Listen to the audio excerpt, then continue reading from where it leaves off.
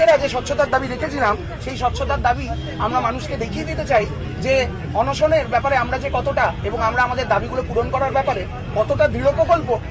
যথারীতি 24 ঘন্টা পর আমরা দেখলাম কি পেলাম আমরা তাদের কাছ থেকে পেলাম খালি থ্রেট, যেন এই অবস্থান যেন আমরা সরিয়ে নিই, আমরা যেন কারোর মনের মধ্যে যেন প্রতিবাদের আগুন না জ্বলে।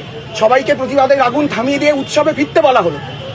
উৎসবে মানুষ ফিরুন, আমরা চাই মানুষ উৎসবে ফিরুন, উৎসবকে পাশে নিয়েই মানুষ থাকুক, কিন্তু তাদের মধ্যে প্রতিবাদের আগুন, শোকের আগুন, দ্রোহের আগুন জ্বলতে থাকুক। কারণ আমরা অন্তত সেই মানসিক জায়গাতে নেই যেখানে আমরা উৎসবে ফিরতে পারবো। সামনে দুর্গাপূজা, মানুষ আনন্দ উৎসব করুন, কিন্তু আমরা যে অভয়ার কাছে এবং প্রত্যেকটি বোনের কাছে আমরা যে অঙ্গীকার করেছি যে কোনোদিন কোনো অভয়া হতে দেব না এবং অভয়াকে আমরা ন্যায় বিচার এনে দেবো, সেই জায়গায় দাঁড়িয়ে আমরা ঘোষণা করেছিলাম যে 24 ঘন্টা পর হতে আমরা আমরণ অনশনে বসবো, আমরণ অনশনে বসতে চলেছি।